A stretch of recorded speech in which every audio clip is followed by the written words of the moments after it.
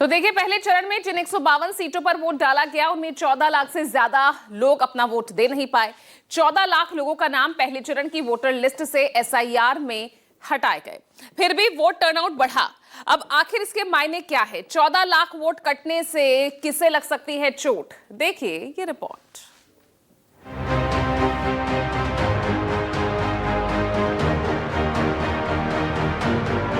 पश्चिम बंगाल में पहले चरण का रण खत्म हो चुका। सुबह से वोटिंग का जो रुझान 152 सीटों पर दिखा, उसने राजनीतिक पंडितों को भी सोचने पर मजबूर कर दिया, क्योंकि शुरुआती 6 घंटों में ही 60% से ज्यादा वोटिंग हो चुकी थी। वोटिंग के रुझान को देखकर टीएमसी और बीजेपी ने अपनी अपनी जीत का दावा कर दिया। यहाँ हिंदू जो हमारी दीदी बहनें रो रहा है, जो इस बार परिवर्तन नहीं होगा तो बंगाल का सनातन खत्म होगा। The way the people of Bengal are voting today in the first phase of this assembly election, it indicates that the people of Bengal, they have made up their mind to give a befitting reply to this anti-Bengal and anti-Bengali Bharatiya Janata Party. BJP, who has been beating the people of Bengal who are staying outside just because they are Bengali, just because they eat machli, fish. So the people of Bengal, the entire voters, they have stood in the queue, making their mind to make Mamata Banerjee the chief minister for the 4th consecutive time. मुझे लगता है कि ये SIR की एक असर है। ऐसा तो है, सत्ता विरोधी लहर है, उसके साथ साथ एसआईआर का भी एक असर है। इस पे चुनाव आयोग की 2 पहलू है। एक एसआईआर करने की जो सवाल है, उसमें काफी सारे शिकायत, वो हम सब समर्थन नहीं करते। शुरू से ही उनका विरोध हम करते रहते। गुंडागर्दी कम हो रहा है, इसमें अच्छा लगता है। पश्चिम बंगाल में जिन 152 सीटों पर पहले चरण में वोटिंग हुई है, वहां 14 लाख से ज्यादा मतदाता वोट नहीं डाल पाए। इन लोगों को अपने वोट का अधिकार पाने के लिए ट्रिब्यूनल के सहारे छोड़ा गया था, मगर वोटिंग से पहले 21 अप्रैल तक सिर्फ 650 मामलों का निपटारा किया गया और 139 लोगों के नाम ही मतदाता सूची में शामिल हो पाए। सुप्रीम कोर्ट ने संविधान के अनुच्छेद 142 के तहत अपनी विशेष शक्तियों का प्रयोग करते हुए चुनाव आयोग को यह निर्देश दिया था कि वोटिंग से 2 दिन पहले तक ट्रिब्यूनल द्वारा पात्र घोषित किए गए मतदाताओं को मतदान करने की अनुमति दी जाए।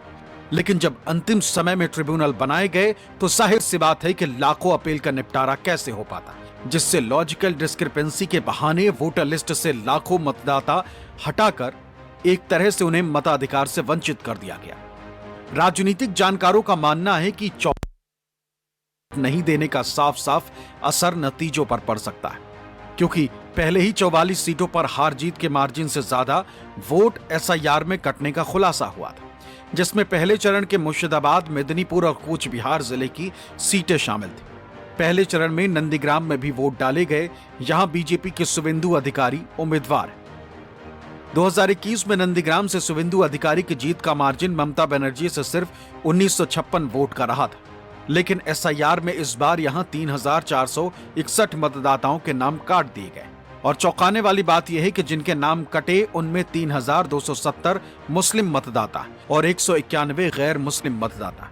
ऐसा तब है नंदीग्राम में 70% से ज्यादा आबादी गैर मुस्लिम की। एसआईआर में खेला होने के बावजूद टीएमसी जीत का दावा कर रही है।